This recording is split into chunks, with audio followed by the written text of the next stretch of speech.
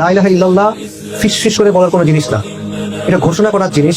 লা ইলাহা ইল্লাল্লাহ হলো ওই জিনিস যেটা শাসকদের সিংহাসন চূর্ণ বিচূর্ণ করে দিছে, যেটা সাম্রাজ্য ধ্বংস করে দিছে, নতুন সাম্রাজ্য তৈরি করছে, যেটা সভ্যতা মুছে দিছে, নতুন সভ্যতা তৈরি করছে, যেটা ইতিহাসের পাক পরিবর্তন করে দিছে।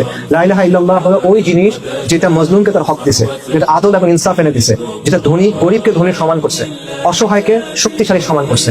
এটা হলো লা ইলাহা ইল্লাল্লাহ। এবং এই কারণে যুগে যুগে এটা বিরোধিতা হয়েছে, এই কারণে এটার গুরুত্ব এত বেশি, এই কারণে এটা আঁকড়ায় ধরে থাকা, সত্যিকার অর্থে আঁকড়ায় ধরে থাকা এতটা কঠিন। এবং এটার জন্য এত বড় পুরস্কার আল্লাহ বলছেন। কোন পুরস্কার বলেন? আসমান এবং জমিন এবং তার ভেতরে যা কিছু আছে সবকিছু যদি আপনি একসাথে করেন, এক পাল্লায় দেন, আরেক পাল্লায় লা ইলাহা ইল্লাল্লাহ, লা ইলাহা ইল্লাল্লাহ ভারী। আসমান এবং জমিন একসাথে করে একটা লোহার আংটি যদি করা হয়, লা ইলাহা ইল্লাল্লাহ সেটাকে ভেঙে ফেলবে।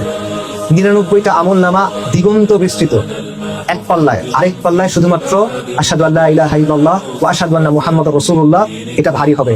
এই জন্য এত পুরস্কার এটার জন্য। আর কারো কর্তৃত্ব নাই, আর কারো রাজত্ব নাই, আর কারো সার্বভৌমত্ব নাই, আর কারো মুলকিয়াত নাই, আর কারো কথা চলে না, আর কারো কথা মানার কিছু নাই। একমাত্র কর্তৃপক্ষ, একমাত্র সার্বভৌম সত্তা, একমাত্র মালিক, একমাত্র ইলাহ আল্লাহ আযza লা ইলাহা ইল্লাল্লাহ। এটা আপনার নাজাতের বাণী, এটা দুনিয়াতে আপনার আজাদির বাণী, এবং এটা দুনিয়াতে এই জাহেলিয়াতকে উৎখাত করে সেখানে দ্বীনকে কায়েম করার যে বিপ্লব, সেটার বাণী।